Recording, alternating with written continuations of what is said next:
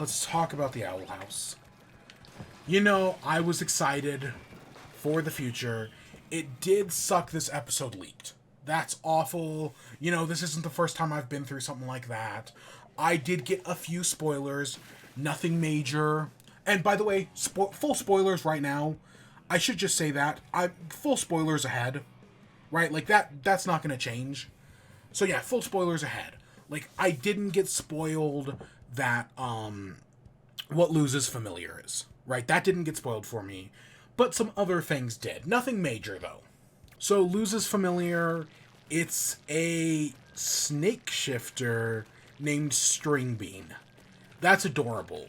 Right, there had been all sorts of predictions about what loses familiar was going to be.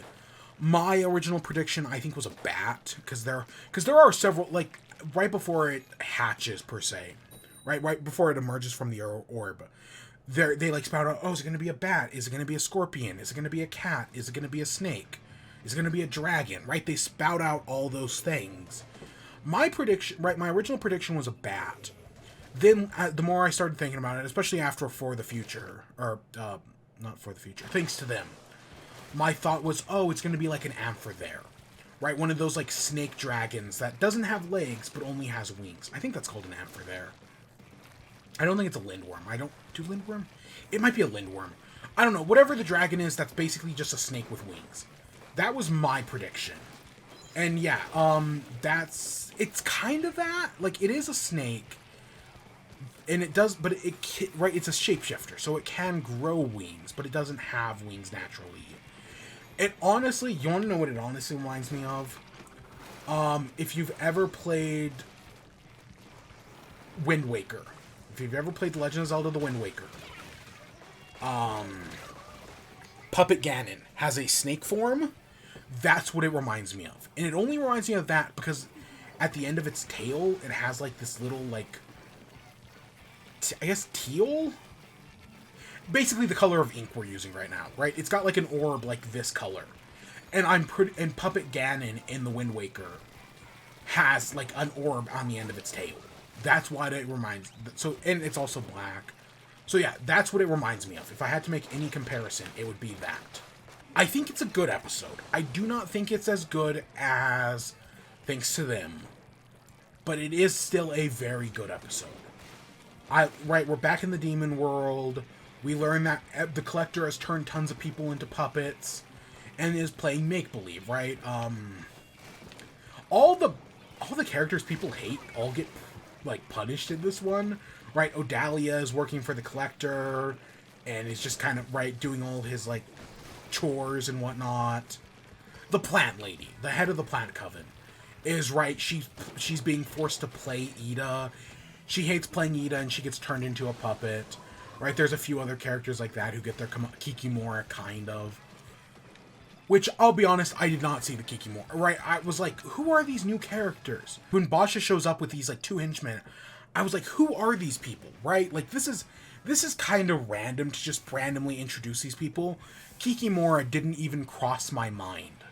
Right, I didn't even think that it was Kikimora until the actual reveal happened.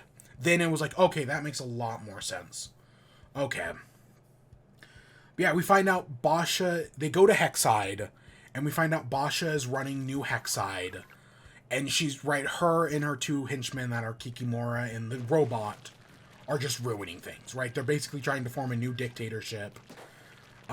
Luz has the idea to use the transportation spell, that teleportation, and that was clever. I really liked that. Meanwhile, we find out, right, King is taking care of the Collector. Reads the Collector, like, a book about the history of collectors. And that's a page I'm definitely going to have to look back for. Because, right, there's, like, text, like, scribbled out. But it's clearly still readable. It just went by too fast, like, that I didn't actually get time to read it, like, all of it. So that's definitely, like, a still image I'm going to have to look back at later. But I'm assuming it says something along the lines of, like, oh, collectors exist, right? They collect things and creatures, but they are never to interfere. And, right, the Collector, as the one that we're following, broke that rule. That's why, right, that's why he's got it crossed out, because he broke it. Because he is the last Collector? Right, because, right, King is the last Titan.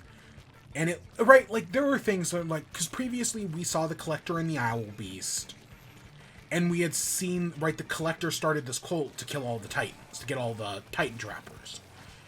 But it seems now, what if that wasn't the Collector, the one we're following, but a completely different Collector, right? Because it's like a whole species of creatures. So that's definitely what I'm thinking now. Especially because in the Collector's Castle, we see, like, all these different murals that depict, right, the Collectors watching over the world, the Collectors going to war with the Titans and presumably wiping each other out, all except for, you know, King and the Collector we've been following. Who they're all called like, I feel like Collector is, right, it's his name, but it's also their species. So that makes things a lot more complicated. At least that's what it sounds like anyways. Because we see more than one Collector. Like, Collector isn't just like a reincarnation thing. It's not like the Avatar. At least I don't think so. It is fitting that, right, there are these, right, that, oh, the last Collector and the last Titan are both children. Right, there's a bunch of stuff that are like, yeah, these are fitting allusions. When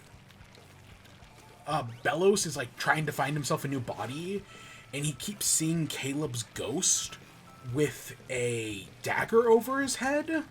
Which I know, like, oh, you could say, oh, it's like the Sword of Damocles or something like that. No, it's actually an allusion to fucking Macbeth with the bloody dagger pointing towards your murder. Yeah, that's what that is. Because I don't think he's not actually seeing, like, a ghost. It's his hallucination, which is what it is in Macbeth. So, yeah. But we find out through King that Ida and her sister are both fine, right? They're both kind of, like, hiding out in, like, this Collector's, like, cage, basically. That all the Coven heads are standing guard as statues or puppets or whatever.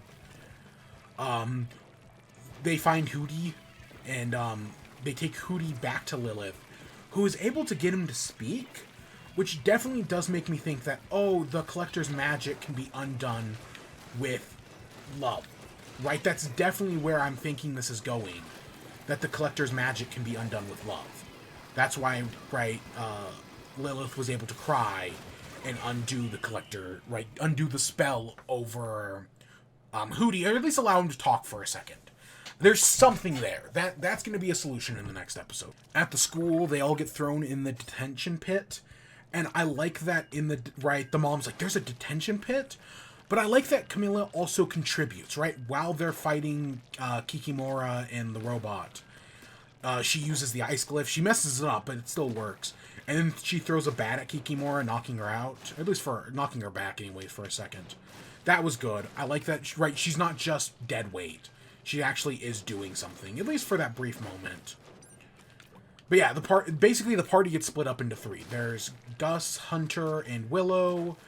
There's Amity and Bartholomew, and then there's Luz, her mom, and Kikimora. So I guess let's talk about those in order. So the Willow stuff is very good, because throughout the entire episode we've been dealing with Willow, who has kind of been bottling up her emotions, right? She's supposed to be the strong one, the mature one in the group. And, right, they rely on her. But this is kind of, right, after dealing with Basha, calling her half a witch, she kind of starts to, break down. And I like the consistency that, right, as she's having her... Is it a panic attack? I don't know if it's all the symptoms. But, right, as she's dealing with that, and her magic's going out of control, that's just, right, that's just like what happened with Gus. Right, that when witches, right, have these sort of moments, they lose control of their magic. Right, I like that consistency. So, right, Willow's magic is going out of control. Hunter, right, she had tried to cheer up Hunter, but it didn't exactly work, as we saw, right? Or it did, but he didn't know how to express it, right? He has trouble communicating his feelings. So this eventually leads to them all being tangled in vines in the detention pit, and then eventually Hunter is able to use Flapjack's magic, and finally able to, right, teleport, saves Willow and Gus, and then they're able to get out of there after Willow fully expresses her feelings, right, that she misses her parents, which, yeah, you get a moment where you see her parents earlier on, right, because, like, you have, right, you have, like, a moment where, like, Amity reunites with her brother. You don't really get anything from Gus, but, right, in the previous episode, you had that moment of him admitting he misses his father.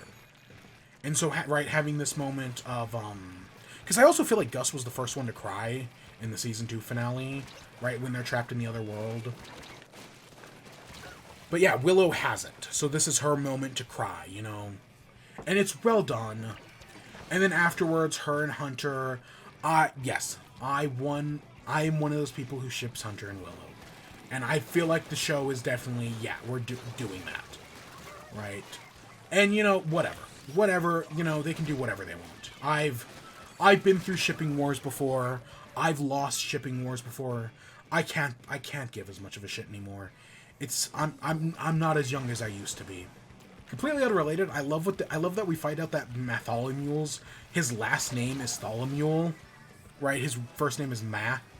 That's funny. That's a good little joke. Right, they do a lot of good stuff with Bartholomew in this episode. I like seeing all the school kids again, right? We get all brief moments. The kindergartners are, like, rebelling. That's funny. Going on with Amity and Bartholomew is that Basha has come to Amity and be like, you need to become queen of the school again, right? We join back with me. We can take over the school, right? We can rule it with an iron fist. And Amity's just like, that's not me anymore. I can't be what you need me to be. So that's a good moment. And it's definitely, right, one of those things where it's like, it catches you off guard because, I mean, Amity is her biggest competition, technically, kind of. But no, instead she wants to, you know, be under Amity. She's fine with that. And then, you know, they run away from her, and then we don't see her again for a while until, right, Basha shows up with Amity and Bartholomew to defeat Kikimora. Kind of. And then, right, the final bit, Camilla and Luz are running away from Kikimora. The egg hatches when she has the realization that she just wanted somebody to understand her. Right, like, like, in the previous episode, they kind of pointed out that the mom, right, used to be a big, I know it's called Cosmic Frontier. Why I remember that, I don't know. But, right, it's basically Star Trek.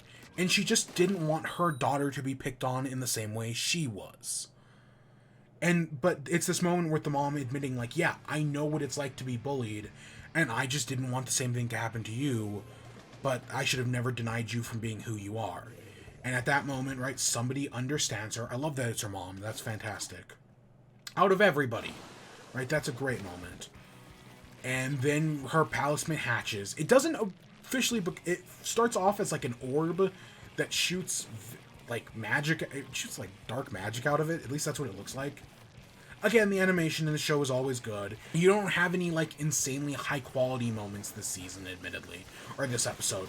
I bet they're saving them all for the end. You know, I know how this works. They're saving them all for the end. Right, the talisman hatching, they carve the symbol, and now they're at the Titan School. Meanwhile, right, so the king leaves the collector, but Bellows comes in and takes over Rain, which I was like, no, not them. Out of everyone, not them. And tells the using Rain as a puppet, tells the collector that somebody is going to betray them. At first, the collector listens and is like, oh, see, King's not going to betray me. And then, of course, they have the misunderstanding. You know, the misunderstanding where somebody walks into the room, hears only the first half of a conversation, and then doesn't hear the second half where it's actually like, no, this is actually like a good thing. Oh, this is actually like a heartwarming thing. They miss that. So, of course, it's going to end poorly. And now the collector also knows the humans are back, Luz is back, so now, right, oh, now we're playing a new game as the episode ends. But yeah, the misunderstanding. Because, right, I said this before, the obvious solution to defeating the collector is not to kill him, right? You can't trap him in a bubble, you need to befriend him. Right, that's how this thing ends, right? You know, like, I make the joke that, right, I'm fine with Terra Snapdragon or with Odalia getting their comeuppance. But, right, I want the collector to be redeemed, essentially. Which, you know, it's interesting coming off of Puss in Boots: The Last Wish. Oh, fuck, I didn't talk about Puss in Boots: The Last Wish. So, coming off of Puss in Boots: The Last Wish, right, where you have 3 villains. One is the villain who's doing what they do because that's what they do, right? Death, right? They are death. They are doing what they're doing, not because they are evil, but because it is their job. And, they also just want Puss to respect life. Then you have Goldilocks, who is doing what they're doing for a very similar reason to the hero. And so, by the end of the story, right, they pick, like the hero themselves, they pick something personal over their wish, and in the process, right, their wish isn't granted because they already have what they need. Right, the redemption, the villain redemption. And then you have Jack Horner, who is just the biggest asshole, right? The kind of guy who would shoot a puppy in the face. No, literally, he says he's going to shoot a puppy in the face. And yeah, no, he doesn't get redeemed or anything. He's just a terrible person, and that's fine. He's the primary villain of the movie, and he's great at it. Right? So I'm always like, oh, I'm all aboard the villain redemption. But not every story needs a villain redemption, right? Right? Jack Horner did not need to be redeemed. That's fine. And right, I say that, the collector should be redeemed, but that's because they're setting it up as such. Dahlia and Terra? No, not at all. They don't need to be redeemed any. Right, that's fine. That's fine if you don't redeem them. Right, the same thing goes for, like, Kikimora, or if they brought back Tibbles. Right, it's just these characters don't need redemptions. That's not their character. But yeah, that's fully where I see it ending. Other than that, I have no idea. Is the are Camilla and Lou's gonna stay in the human world? Is there gonna be a forever portal? Or is it gonna end like Amphibia, where they go home and that's it? Who knows? I think there are a lot of different ways they could take this. Right? Part of me is like, is it gonna end like Amphibia? Or is it gonna end like Star versus the Forces of Evil? Because, right, in Star, the two worlds merge. And I don't think the two worlds are going to merge, but, right, them, having a forever portal is good enough. Or is it going to end like Amphibia, where they return back to their original worlds, and this is the last time they see each other? Except for there may be an Amphibia movie coming. I don't know. There's definitely speculation about that right now. We'll see. So, I think either of those things are possible, but yeah, I think they're going to redeem the Collector. God, I hope Rain doesn't die. That's gonna... Because right now, Rain is in... Or Bellows is in Rain's body. And it's like, oh my god, please don't let anything happen to them. Again, I can totally see the thing where, since love or crying or whatever is the cure to ending the Collector's curse, that, Ida cries over Rain. And that somehow, that breaks the curse over Rain. And that gets the Collector out. I could totally see that happening. But please, again, I would rather end at a lesbian wedding? I mean, the saying is I'd rather end at a lesbian wedding than a funeral. So please, I'd rather end at Ida and Rain's wedding than I would at some sort of funeral. But there's a lot to wrap up. I mean, because they've got to do that. Right? They've got to deal with the Collector. They've got to deal with Bellows. We've got to get some sort of conclusion to Ida's curse. Probably. I would assume, given how the metaphor works, they technically don't have to. But, because, they do, right, in this episode we find out Lilith is making potions. So, I guess that's kind of the wrap-up, but I don't know. I guess I just want something. Right, I know, you can't do everything, but only 45 minutes.